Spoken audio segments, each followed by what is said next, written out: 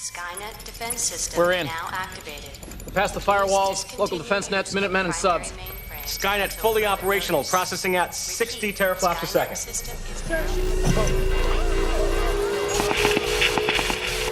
What the hell is going on? Daddy! Hey, what are you doing here?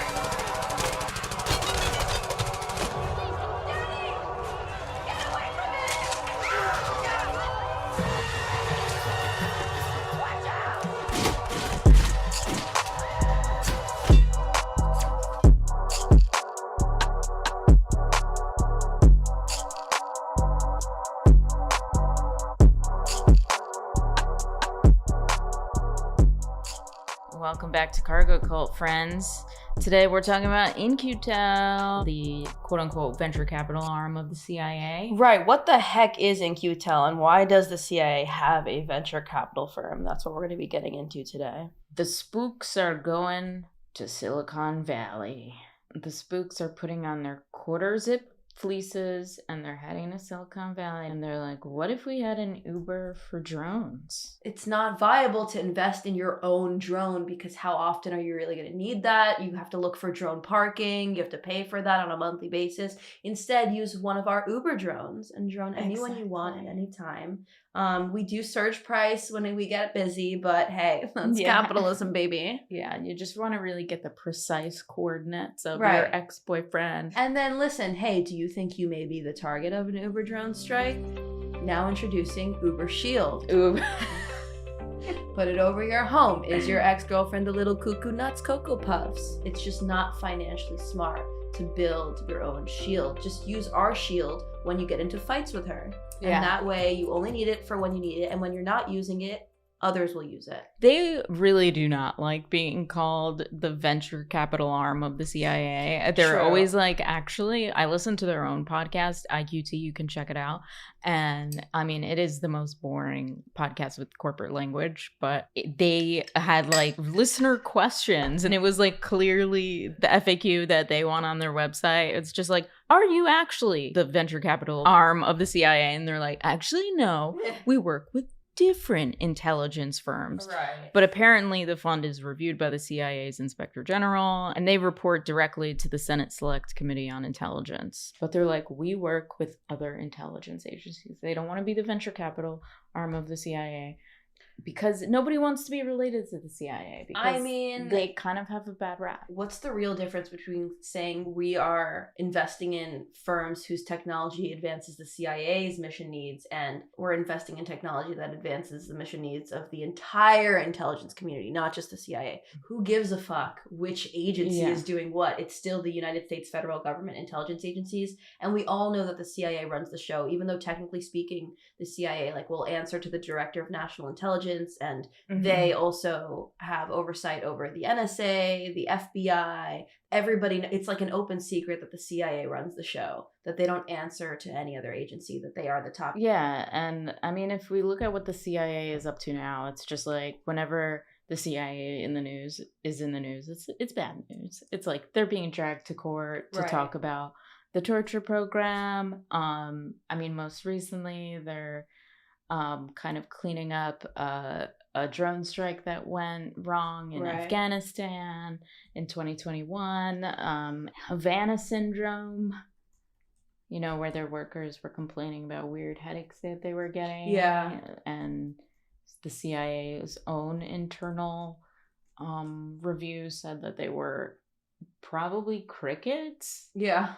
The express mission of the CIA is we're advancing the national interest. And if that were the case, who gives a fuck? Let the CIA invest in technology that serves their mission needs. That sounds great. But we know that it's not really the national interests of the general public. The CIA serves multinational corporations' interests, corporate interests that have enough power to get their interests represented in the federal government. So when we're overthrowing another country in a CIA coup, it's usually because there's corporate interests that stand to benefit from that overthrow. When our intelligence community censors information, either abroad or at home, it's not because they feel like that information is dangerous. It's usually because it's dangerous for corporate interests. Yeah. So I feel like we have to start to synonymize our federal agencies with the idea of corporate interests. At best, where it's government waste. At the very best. At the very best, you have,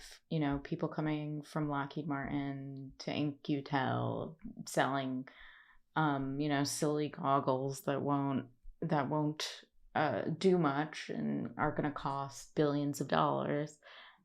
And at worst, it's, information manipulation that's, toppling governments or court,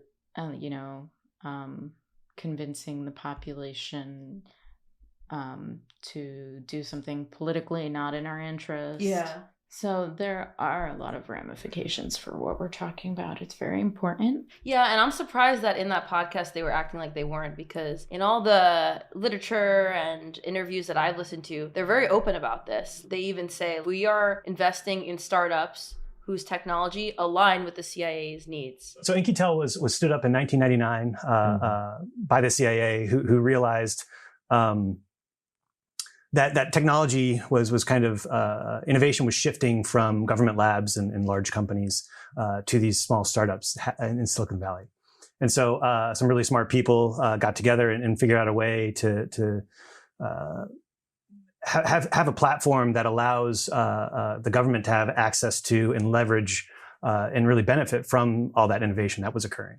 But instead of the motive just being solely profit, like most venture capital firms, this is a quote unquote strategic investment firm. So financial gain, sure, it's important, but it's really secondary. IQT exists to invest in tech that advances the mission needs of the US government. And like, if we make a little money on the side, so what? Yeah. But the main mission is to advance the needs of the CIA. How are we going to serve national security? And what they do is they basically shop around just like any venture capital firm would and identify startups. Right. And then fund those startups, throw money at them. Explain what venture capital funding is. So very briefly, probably the high profile cases of venture capital funding you've probably heard of, like Theranos, the fake blood tests, WeWork that just crashed, FTX that imploded.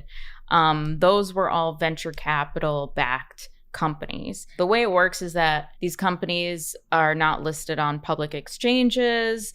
They can't be on the stock market because they're so new.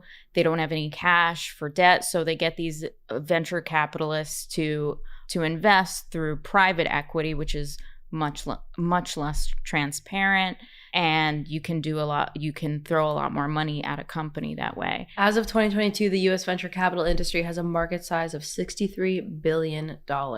And so the last couple of years we've seen like some very small startups with almost just an idea on a napkin suddenly be worth $1 billion. Right. That really is the purpose of a venture capital firm. Like, generally, if you start a business and do it, let's call it the traditional way, it's going to take you some time to turn a profit. It's going to be slow. It's going to be steady. Venture capital basically allows you to get into the carpool lane, the fast lane, right? You get a ton of money from a VC and they'll nurture your entrepreneurial idea or whatever. After they make a return on their investment, they exit out. Yeah, they exit out and then your company can go. But you get the benefit of having that like influx of cash right up top as opposed to waiting, what could be decades to turn a profit. Exactly. And then later your company can go public and then you can get all kinds of investment, as we'll see. So there was such an explosion of venture capitalists in Silicon Valley kind of shopping around for startups, like which Stanford grad has the best napkin idea and has the best vibes. A lot of other podcasts would call it like the vibes economy, because they're not really going off of how practical an idea is. They're really going by like the energy of the... My venture capital firm and I saw you from across the bar and really liked your vibe, and we'd like to give you $2 billion. And also wondering if you're into group sex. But anyways, we've seen such an explosion of venture capitalist funding that it turned around, whereas like venture capitalists were competing for startups rather than startups kind of doing the Shark Tank thing and pitching to investors. So you see in Succession season 1 when Kendall comes in and he's like trying to fund this startup that's like the Amazon for local artists, and he comes in with these new sneakers and he's trying to impress them, and he's just really, really cringe. The women-owned business. And the women are like, yeah, no, not for us, you know? Basically, you buy a painting from some art student in a basement, jack up the price, sell it to some Morgan Stanley sex pest, and you, me, and the student all get rich, right? So we've worked out a plan for the first year after the launch. I'm sorry. Can I just say something? So I got these sneakers on the way down here because I thought, I don't know what I thought. I thought you'd all be dressed like fucking Bjork, and I wanted to make an impression. So I'm a jackass. The truth is, I don't know anything about art. What I do know is how to monetize your concept and achieve the scale it deserves. Don't sell your soul to some monolith. We're boutique, we're light on our feet, we're not the Gang of Four, we're the fucking Rebel Alliance. I'm a good guy who knows the bad guys, I've got reach, and I will fight for you every fucking day. I'm the asshole who can be your Warhol. And yeah, I just thought of that, so apparently I do know a little bit about art. So, what? Talk to me. Talk to me. What do I need to do? Do I need to take off my dopey sneakers? No. I will. Seriously, I'll throw them out the fucking window right now. They're not bad. I'm taking them off. I'm taking them off. Here, come on, have them. They had the power, as the startup. Yeah. Sure. Yeah, because a venture capital fund will take, 25 to 50% of your company. They're going to really direct the direction of where your investments will go, where your product development will go. So you don't want a bad investor. So now we're seeing it becoming a little more difficult for startups to sell themselves in Silicon Valley because of the crash of Theranos and FTX and Silicon Valley Bank. So you might have seen an article recently that was like, you can't fake it in Silicon Valley anymore. You have to have real deliverables, but there's still this market, especially for AI. People are throwing so much money around. The VC world is a very poignant flashpoint in like the general fakeness of the global economy. Yeah. It's just under like capitalism. Like it's all fake. It's all about projections of future profits, and venture capital is like one of the most extreme ways that we see that happen, where you could literally just have a PowerPoint and a nice, beanbag set up in your offices, and you could get $1 billion for that. Right. Yeah. And that's not to diminish the effort it takes to make a good PowerPoint, because I've spent 3 or 4 hours on those transitions just like the rest of us. I know. When those words spin around, I was up all night with Adderall. I love a baseline text entrance. That's just a little background before we get into In-Q-Tel to kind of explain the world of venture capitalism. Basically, you get a bunch of money because you have an idea. The money helps you enact the idea, and if it's successful, everyone gets money in the end. In an ideal world, the best idea wins, but in order to spend your time pursuing the goal of getting money from a VC, in order to spend most of your time doing that and not working, you have to kind of be independently wealthy or have some sort of starting point of money in order to invest all your time in that. Yeah, being in the comedy world, it's kind of funny because it's like when you're pitching in the Silicon Valley world, you're like, it's like Uber meets an airplane, meets a helicopter or whatever. But like in the TV pitching world, it's like Euphoria meets Seinfeld, and trying to like coast off the clout that existing brands have. Makes sense. So unlike most VCs, In-Q-Tel, like I said, is a strategic investment firm. So it's not just about the money. It's actually about quote unquote national security, right? David Petraeus, while he was the director of the CIA in 2012, once said that the partnership that the CIA has with In-Q-Tel is, quote, essential to helping identify and deliver groundbreaking technologies with mission critical applications to the CIA and to our partner agencies. Also interesting about In-Q-Tel as a VC, employees and trustees of In-Q-Tel can actually profit from the investments that In-Q-Tel makes. And in 2016, the Wall Street Journal found that nearly half of In-Q-Tel's trustees had a financial connection with a company that the corporation was funding. Exactly. And so they're also looking at these companies to be commercially successful. So I guess that is a little bit of incentive to invest in companies that actually do make something in the end. But it's also a way for these individuals to profiteer over the decisions that they make at In-Q-Tel using government money. Right. But it's funny because unlike the rest of the VC world, you put in the money, but then you actually become the customer. So like In-Q-Tel will provide the venture capital funding for, I don't know, let's say the company, for example, is called Palantir. I'm just pulling that out of my ass. So they invest in Palantir as a company from a VC perspective. They're giving seed funding, whatever. They get out as an investor. But then the CIA also becomes Palantir's client and is the reason that Palantir is successful. So in the rest of the VC world, as fake as it is, at least you have to have other customers for the startups. Let's say you have a startup called Shure Microphones. A venture capital fund gives you money. Then you have to find podcasters or musicians or whoever to buy your product in order to turn a profit. But in the case of In-Q-Tel, the CIA actually becomes the customer and is the reason that a company can be successful. So it's like the worst of both worlds, right? Because you're getting this taxpayer money to fund these private companies, but the taxpayer is not benefiting. So the CIA is the venture capital firm, but then it's also the customer. Yeah. You have a lot of startups pitching to In-Q-Tel, but you also have In-Q-Tel approaching startups, which may be kind of threatening in some kind of way. Like if you have something that's sensitive to national security, we don't want you to sell it to China. I mean, there's not a whole lot of transparency about this process. There's a whole lot that is transparent, and we know which companies that they are funding. They do show their portfolio online, but as mentioned, it's possible that there are more companies that we don't know about. But go ahead. Yeah, but it goes back to 1951 law, the Invention Secrecy Act.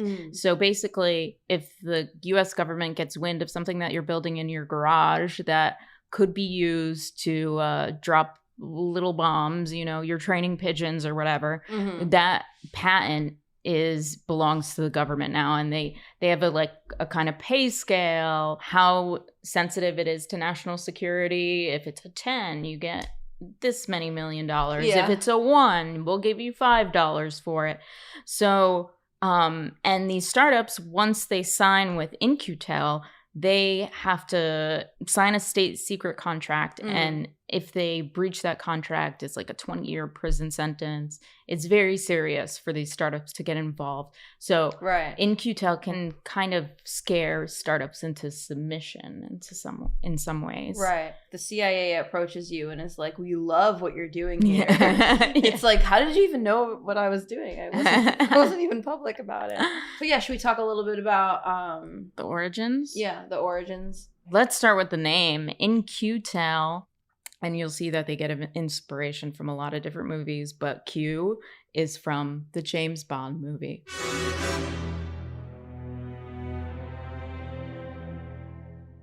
Q was the head of research and development at the fictional Q branch of the MI6, or the British version of the CIA, and he oversees top secret field technologies. So in other words, for ladies, those gadgets and gizmos. So he would be the guy in the movie who comes with the shoe phone and is like, no, you idiot, the receiver is the heel, A supplier of technology who also calls him an idiot. Yeah. Okay. Not always, but he doesn't always call him and speak down to him. Maybe I'm thinking of Get Smart more.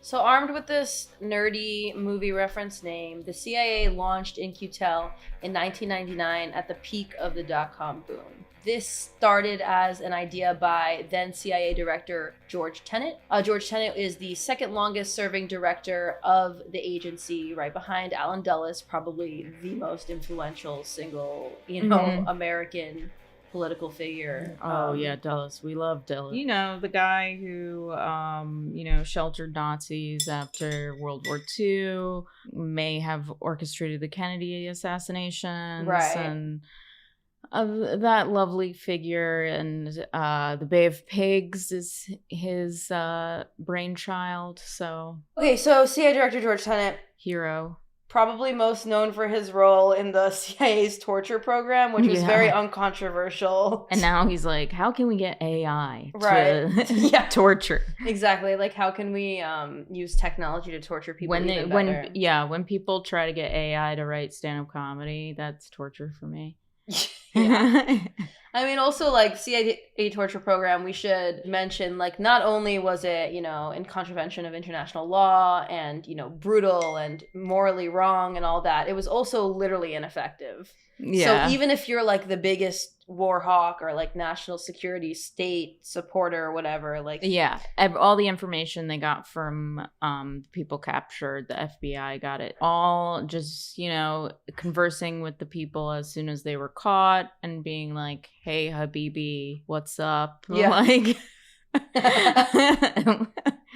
just talking nicely to them. And that is that's the way that interrogation works the best if you're making the person comfortable and believing. Otherwise, you'll get false intelligence. If somebody put a gun to my head and they're like, where's Dino? I'd be like, I don't even know a Dino, but I'd be like, oh, he's around the block. Like, you could have asked like any sixth grader with experience like lying to their mom, and they would have told you that a torture program like this would give you not reliable intel. Yeah, but they got basically two like military psychologists to design the program. Great. And just out of a hat. So anyway, what better use for the guy who authorized that than to come up with this idea of having the CIA seed tech companies. I'm going to read from one of Nafiz Ahmed's article now, where he talks about some of the origins of In-Q-Tel.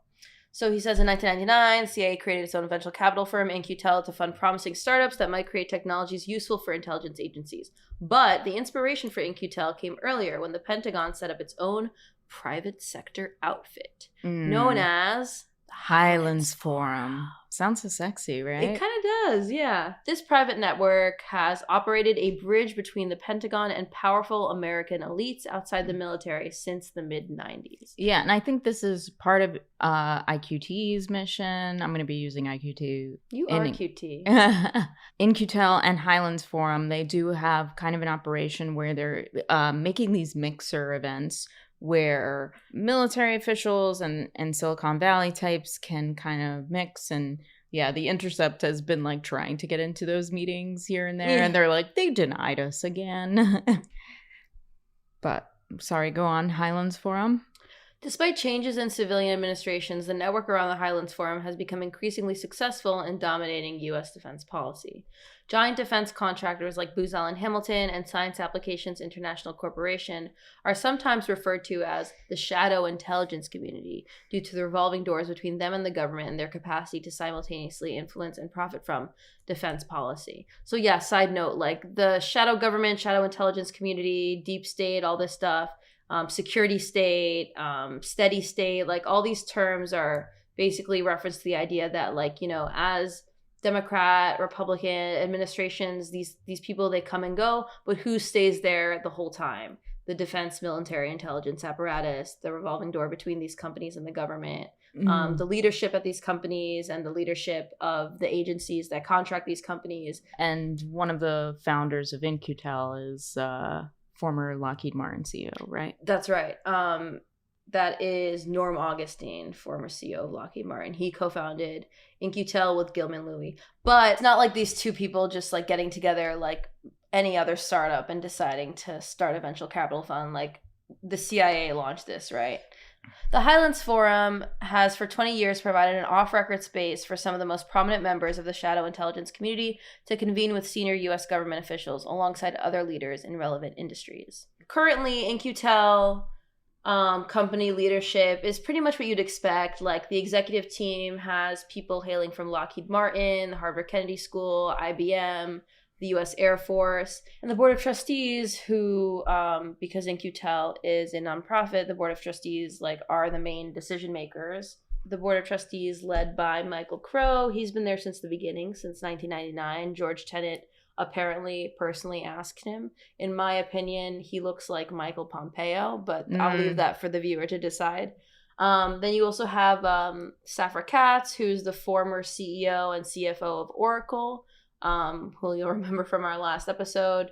Safra Catz, also current director at the Walt Disney Corporation. And there's several other board members, but obviously the most interesting one, the most important one, is George Tenet, who does still have a seat on the board, known for authorizing the brutal and ineffective CIA torture program. Yeah, and one of those like early goals of In-Q-Tel and the Pentagon's involvement with the Highlands Forum was this idea of Skynet. Like, it's the villain in Terminator. It's crazy that they would pick the villain. You know, like, I respect Q. I salute Q, but Skynet, I will not bend a knee. I would always get comments, like, whenever I would talk about surveillance, all the comments would be like, this is Skynet. And I, like, never really understood what that meant. But now I get that it's a movie reference. It's a person?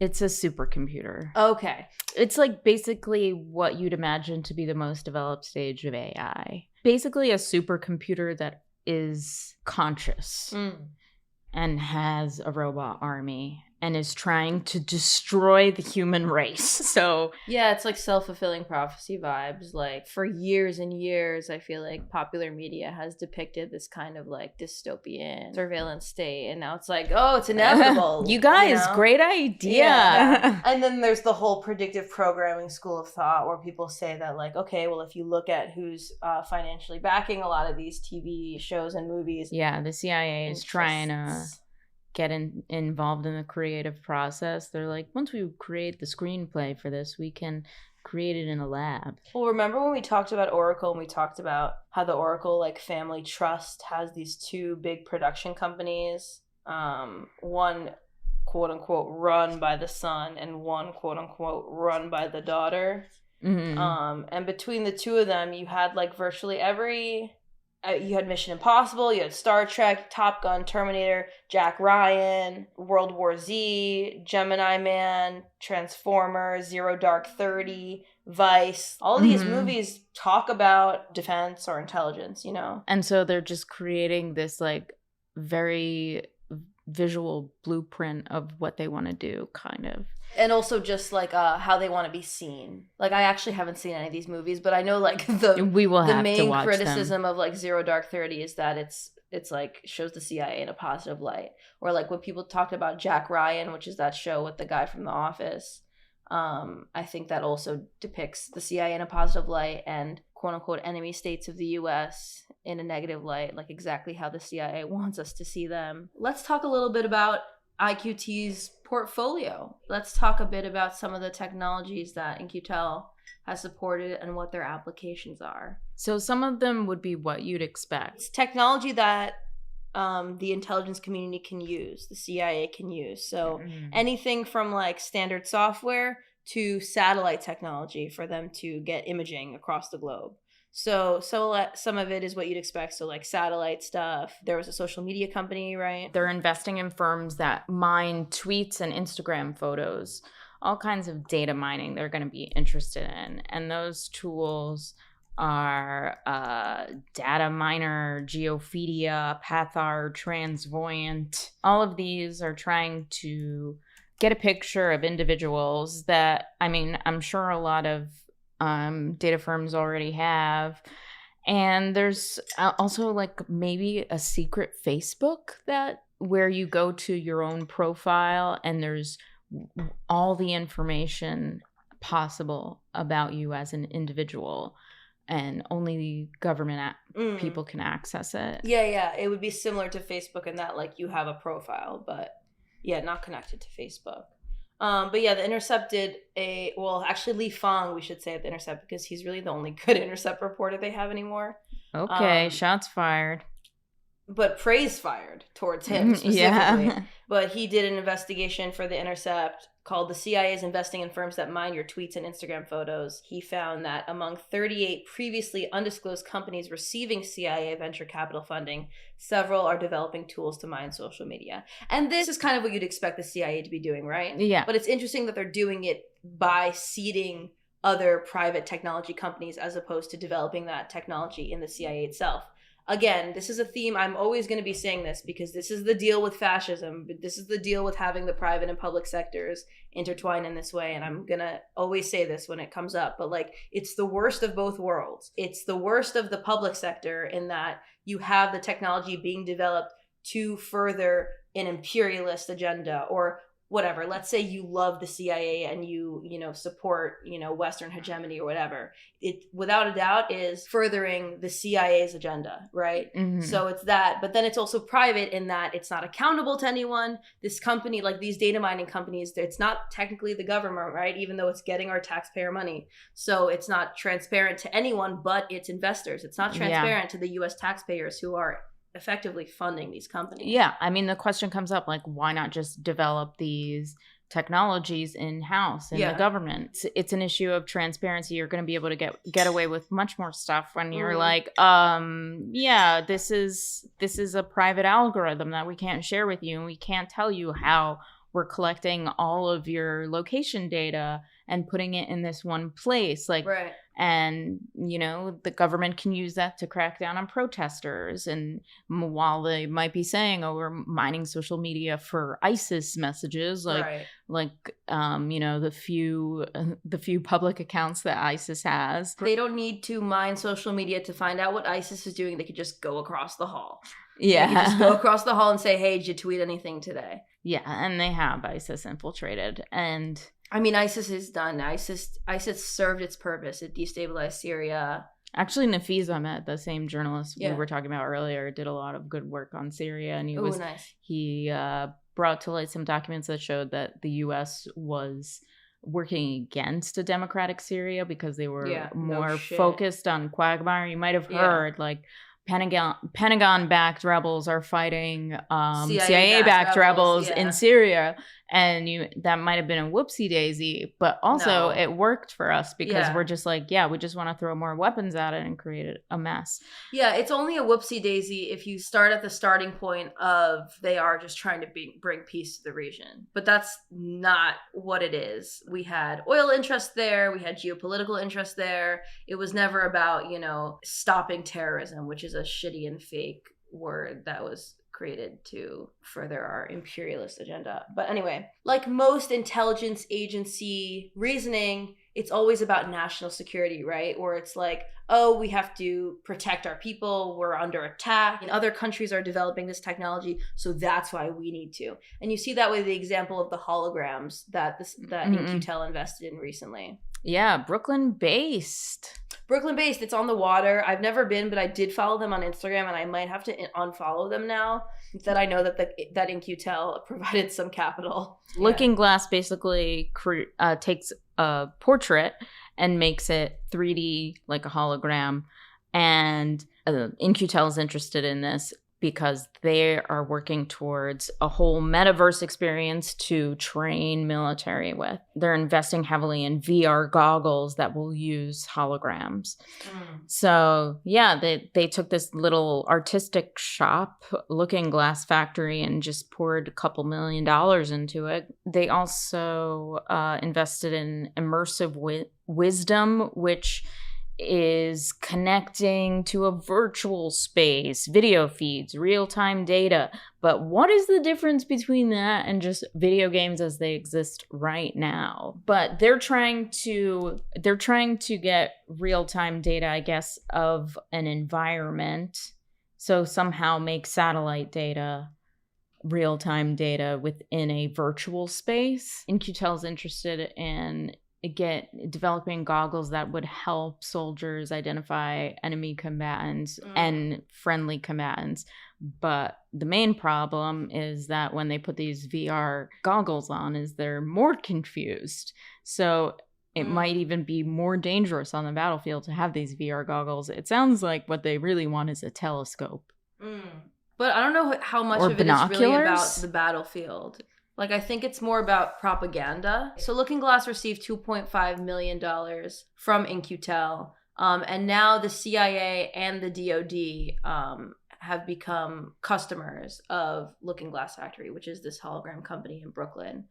So there's the battlefield aspect of it, which makes sense from the DOD But then there's also the propaganda aspect of it, which makes more sense from the CIA. And if you look at some of what In-Q-Tel says about its investments in holograms, they say it's because we need to make sure other countries can't manipulate holograms and 3D technology to satisfy their propaganda machinations. Right? We need to bring Dulles back as a as propaganda and explain to people why the Cold War was a good thing. So here's what In-Q-Tel says about hologram technology. Quote, events recorded in 3D could be manipulated to satisfy future propaganda and political machinations. To tell our stories in 3D effectively, we must immediately start building technology stacks that limit their misuse. Just as we are beginning to wage tech wars to handle the threats of video deepfakes, we need to begin to apply the same standards, concerns, and care to the wild frontier of 3D data that lies ahead. We're going to need to be able to tell facts and fiction apart. So they're saying we need to invest in this so that we can make sure it's not being misused. Yeah. Because the CIA would never misuse it themselves. But do you know about Project Bluebeam? Have you heard about this? No, go on. So Project Bluebeam is one of my favorite conspiracy theories. It's a conspiracy theory which claims that NASA is attempting to implement a new age religion with the Antichrist as its head and to start a new world order via technologically simulated second coming of Jesus Christ. All right, Jesus came back. Everybody can just chill. Yeah. It's like, and by the way, he said that you kind of got to listen to us. Side note. I guess if they have like another Waco situation, they could be like, David Koresh is not Jesus. I mean, it just wouldn't work today because we all know what holograms are. But if like a couple hundred years ago, a hologram in the sky appeared and it was Jesus coming back, like I bet half of the people on Earth would be like, all right, period. Like here he is. The Jews would give up. They would be like, yeah, you guys were right. All right, we'll give it to you. The Jews would never give up. They would find a way to rationalize it. Like they have rationalizations for everything. Like for dinosaurs, they were put there as a test. Yeah, to test to test our faith. To test our loyalty to the Old Testament. Yeah. They were like, here's some bones. Yeah. Well, because the Jews don't believe in the Big Bang and they don't believe in dinosaurs. Well, anybody who's religious. Oh, there's no evidence of Jews being enslaved in Egypt. That is also a test. And you're failing right now. Stop digging. Stop looking. Well, I think low-key my conspiracy theory is, I mentioned this on an earlier ep, but Jews are like not supposed to go back to Egypt because we were slaves there. But my theory is they don't want Jews to get into archaeology and to be like, what the fuck? Hold on, I gotta start questioning everything now. Yeah. They don't want them there. They don't want them to realize that it probably is bullshit. Like Larry Ellison, I have a lot of respect to my friends who believe in the Bible stories. We salute. We salute to you. To my mom and dad. All right, so that's the hologram. So the In-Q-Tel, they're investing in satellites, computer technology, social media, data mining companies. We also got a company. Yeah. Sorry, with the hologram. Yeah. So in the IQ2 quarterly, the purpose of investing in holograms, they clearly state a perfect simulated reality that is indistinguishable from real life will ultimately take one of two forms. It will either manipulate real light and real matter, like the Star Trek holodeck, or it will remove the middleman of wearable VR inputs and instead directly manipulate our perceptions through a machine brain interface, like that is envisioned in The Matrix. They have two movies that they're working with. I think what we're learning is that this world is run by nerds. Yeah. Between those perfect simulations and the current state of the art, we envision the emergence of hybrids, such as the manipulation of real light holograms, combined with haptic gloves, or the direct manipulation of the brain's sense of touch, combined with VR, AR contact lenses. So they want this simulated reality, or this machine brain interface, because The Matrix and Star Trek told them to. So we've got satellites, social media, holograms, and then we've also got a company, an Australian company actually, called Cortical Labs. Oh, man. Okay, just reading this headline will make your skin crawl. Tell us. Cortical Labs raises $10 million for its Pong-playing stem cells that could eventually power AI. And the website says, human neural networks raised in a simulation. Yeah, so It takes like organic matter, human neurons, and tries to manipulate them with synthetic biology and creates organoid intelligence. My stomach just turned. Yeah, so that. they're combining like synthetic biology and human neurons to create this organoid intelligence, which is like, I guess they're claiming it's like a class of AI. I really think they're probably far from what they're... Oh, they need way more money. They need way more money to do anything, but they can get a stem cell to play Pong, which is just a video. It's not playing ping pong, it's playing a video game. Yeah, and like if you look at their website, there's really not a lot going on. I guess they need even more money to start building out the website. But they're saying, this was in 2020, they say, all this year and most of 2019 here at CargoCult Labs, we've been in stealth mode, working very intensely to develop prototypes and demonstrate the value of our tech. In other words, we have nothing to show for anything yet, but don't worry, it's definitely coming. So it is scary, but we won't see petri dish brains for a little while, I hope. Well, it's interesting that the CIA is investing in stuff like this. And as a side note, like if you look at In-Q-Tel's website, they're investing a ton in biotechnology companies. And this kind of makes sense because the new era of technology is really about bridging the digital and physical spheres, bridging your physical body with your digital technology, like wearable technology, goggles that put you in the metaverse, like everything becoming digitized. Or so we can be connected to Skynet and serve some supercomputer. Okay, so we're not going to go through In-Q-Tel's entire portfolio, but we will if we get 100 patrons. But yeah, here are the types of companies that In-Q-Tel has invested in so far. So there's AI, there's AR/VR, which is augmented reality, virtual reality, robotics, biotechnology, communications, makes sense for the CIA, microelectronics, materials and manufacturing, so that also makes sense because the CIA needs that too, power and energy, sensors, space, and then trusted infrastructure. And trusted infrastructure, I guess, is their way of saying critical infrastructure. Other space companies In-Q-Tel invested in, great names: ClearSpace, Constellar, Morpheus Space, Stoke Space, Transcelestial, Heo Robotics, Fleet Space, OneNav, Capella Space, Morpheus Space, Swarm Technologies, Orbital Insight, and Gatter Technologies. Well, if I were to approach heavy into space. If I were to approach In-Q-Tel with a pitch, I'd be like, here's red pill, blue pill. You know, like something completely drag. Oh God, we love Morpheus, they're like, we love it. We've been thinking about this ourselves. How do we recreate Morpheus? Another funny company that In-Q-Tel put up some money for is SkinCential, a skin company that used to go by the name of Clearista. But the product is also Clearista now, and it's basically a 3-step moisturizer that also exfoliates and gives you a glowing look, but also can hand your DNA to the Central Intelligence Agency. So it's like, get ready with me. Hey guys, get ready with me. And then like the feds knock down the door. We wanted to create a skincare line that was based on proven science and completely different from any resurfacing products out there. We combined the predictability of science and the luxury of the med spa to give you an at-home solution unlike any other. Now, for the first time, our internationally patented formula, developed by scientists from MIT and UC Santa Barbara, is available to help you feel confident in your skin.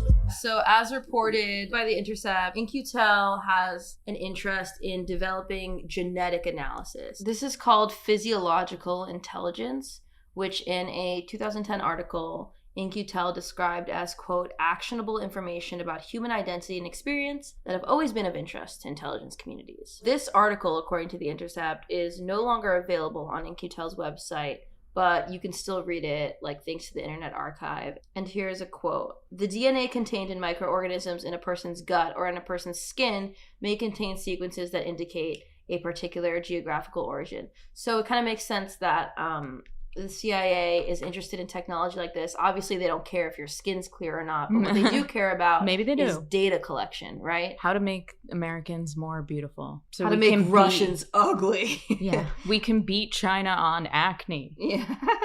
So yeah, all this biotech is kind of interesting. And don't worry, it is not the only biotech company that the CIA invests in. We also have Lincoln Vax. We also have something called Quanterix, something called OpGen, something called Arxis, not to be confused with Arcteryx, Fluidigem, Seahawk, and Metabiota, which if you know, you know. We're not going to get into that company today. Another company that not the venture arm of the CIA fund is Colossal Biosciences, which may sound familiar. They are involved in de-extinction, so mapping extinct genomes, and they're trying to bring back the woolly mammoth, and it may remind you of another movie that we're discussing, Jurassic Park. You know, I was thinking maybe they could partner with SpaceX and they can like de-extinct all the endangered species that Elon Musk's shuttles are making extinct. That's funny.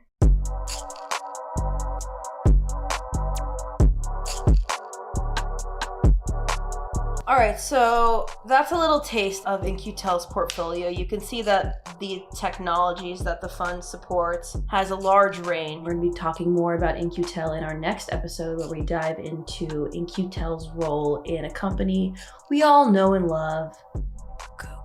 No fucking way. Google, Google and In-Q-Tel? I know, what a shocker that one of the biggest companies on earth has a relationship with the United States intelligence agencies. We're going to be talking about Google and In-Q-Tel's relationship in part 2 of this episode on In-Q-Tel, the CIA's venture capital war. See you next time. Bye-bye.